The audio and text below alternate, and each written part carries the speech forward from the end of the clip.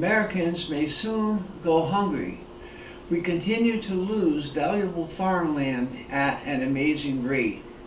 Between 1992 and 2012, the U.S. lost nearly 31 million acres of farmland. That's 3 acres every single minute. It's no mystery why a city like Dallas, Texas, was flooded 5 times worse than Katrina by Hurricane Harvey in 2017. Dallas is all concrete and steel. Dallas now has 21 parking spaces for every car.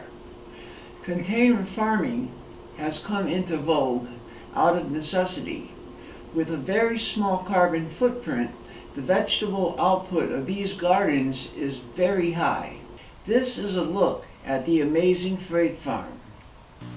Could you describe the stages of plant growth, please? Okay. In the freight farm, we have 4 stages of plant growth. And on this table, to my right, we plant little seedlings.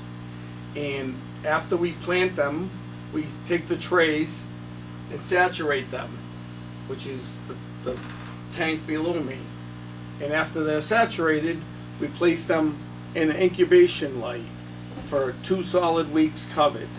Once the plant sprouts, we move it up to the watering tank. Watering tank will feed water from below here every 3 to 4 hours.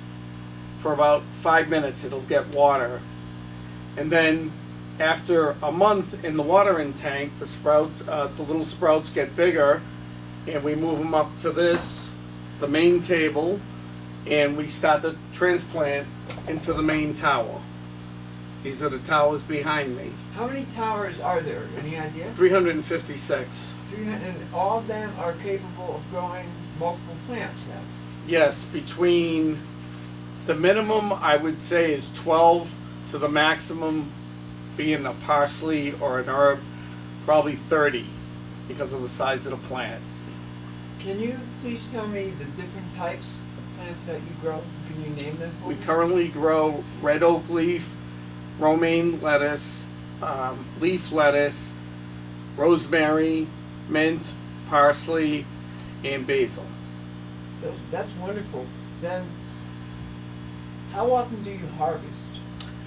From the minute you plant to the minute you harvest, it takes exactly 2 months. 2 months. From start to finish. And then it's a continual cycle. How long then will you then start? How often do you start new seedlings? Well, part of it is build the towers up. The 350. It's like a conveyor belt. Once the towers go out and harvest, you take and you constantly plant. From start to finish, like I said, 2 months. Okay. Can you tell me or describe what kind of labor is involved? Involved is cleaning. 80% of the work in the freight farm is cleaning. It's has dehumidifiers in this room, has heaters, has air conditioners to regulate the temperature, and it creates bacteria, mold, and algae, which we clean on a weekly basis. The plants themselves don't require pesticides. They require just nutrients, which is a magnesium salt. It's similar to what you would see in an organic farm. And besides the magnesium salt, are there other nutrients that plants need? Sometimes they need a little pH for the water because the alkalinity to the water needs to be as close to 7.0 as possible. Now, I understand 7.0 is about neutral. Yes. Alkalinity. It's the same alkalinity as water then. Yes. I think public tap water is like 6.8. Okay. It's really close Okay. to public tap water. And I understand your computer is an important tool to keep the farm running and to also observe what's going on when you're not here. Can you describe how that works for me, please? Yes, we have a computer on the wall which regulates all the nutrients, which is connected to the water tanks. If the water tank needs more water, we add fresh water from the outside, and that will automatically sense to the nutrient panel to feed nutrients to the tank. Okay, and there's a comparison with how much physical space we put out as much produce as Well, this box here is a shipping container, a standard shipping container, and it is pretty close to 2 acres of land because of the vertical growing patterns. So it's a little more than a football field of growing area That's amazing. Not only that, in a small area. but it's continuous. It's through all Yeah, 4 seasons, through yeah. the winter. Yep. And how about the water? Can you describe what the water, how you Well, this is completely sustainable. On a full farm, we use just under 5 gallons of water a day with a full farm. All the water is completely used, none of it's wasted.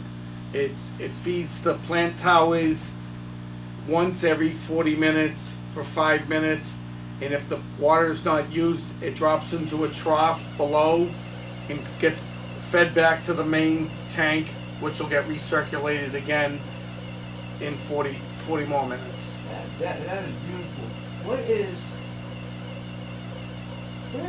What do you think the future of freight farms are for schools, universities, hospitals? Well, I think right now is the future.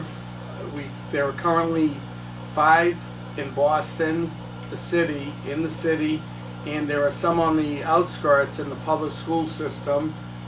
And today there are many more over in Europe than there are in America. They're a little further ahead than we are. Yes. Usually. Yes. Also about the lights, I noticed they're red and blue, and they pretty much simulate natural sunlight. Natural sunlight, and they are eco-friendly LED lights. Okay. They don't take a lot of power. And do they generate a lot of heat? Yes, they do. They create a lot of heat. They actually, if an AC unit went down in the middle of the winter, it could be 20 below zero out. The lights themselves would regulate this whole farm. They would. Do they show They would up turn at- off and on to regulate the temperature. Okay, and they're but naturally on 22 hours a day. Correct. And that's continuous. Yes. Okay.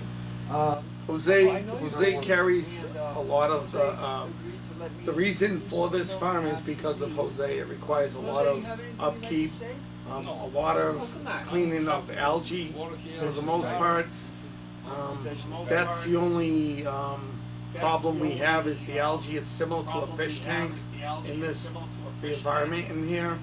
That's what I could compare it to. And you need to constantly clean and upkeep and maintain. As more and more facilities are put into place and the range of produce increases, the efficiency of freight farms will improve. Companies will continue to evolve to meet customer demand. Technology and capital investment in container farming will allow us all to be eating locally produced fruits and vegetables all year round.